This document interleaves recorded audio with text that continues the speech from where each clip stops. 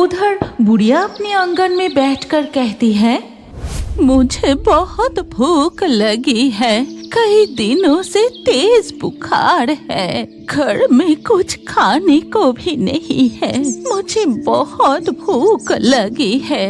इस बुढ़िया के घर के आंगन में एक पेड़ पर टूनी चिड़िया ने घोंसला बनाया था और पास के दूसरे पेड़ पर कालू कौवा और मीनू कौवा रहते थे। इस बुढ़िया की तकलीफ देखकर टूनी चिड़िया उड़कर उसके पास जाती है।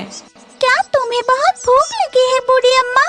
तुम चिंता मत करो, मैं तुम्हारे लिए कुछ न कुछ खाने का इंतजाम जरूर करूंगी।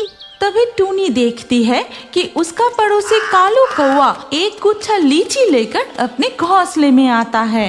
ये देखो मीनू, तुम्हारे लिए मैं क्या लाया हूँ, मीठे रसीली पकी हुई लीची।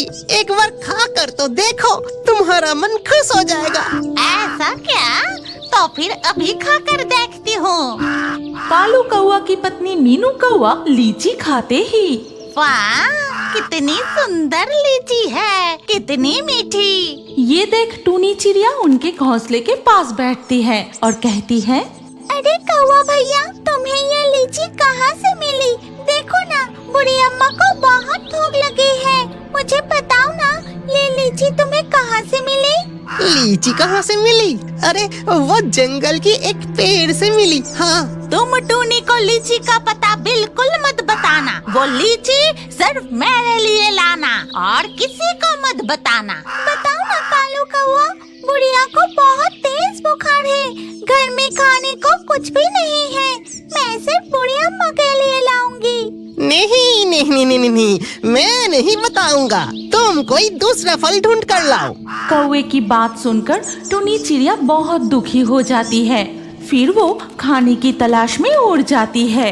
इधर उधर बहुत कोशिश करने के बाद अचानक उसे नदी किनारे एक लीची से भरा पेड़ दिखाई देता है। वहाँ तो एक लीची का पेड़ दिखाई दे रहा है, मैं जल्दी जाती हूँ। फिर टूनी चिड़िया अपनी चोंच में एक गुच्छा लीची लेकर बुढ़िया के पास लौट आती है।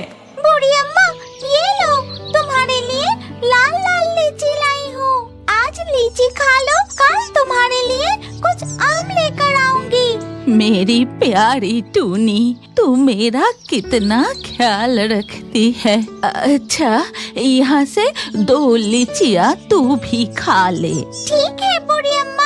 फिर टूनी 2 लीचियाँ लेकर अपने घोंसले में लौट जाती है। इसके बाद धीरे धीरे रात हो जाती है। अगले दिन सुबह होते ही स्वर्ण जलपरी अपने लीची के बाग के पास वाले नदी से बाहर निकलती है। अरे वाह, इन लाल लाल लीचियों को देखकर मेरा मन खुशी से भर जाता है। अब मैं जल्दी से लीचियाँ गिन कर देखती हूँ। ये कहकर स्वर्ण जलपरी अपने पेड़ की लीचियाँ गिनने लगती।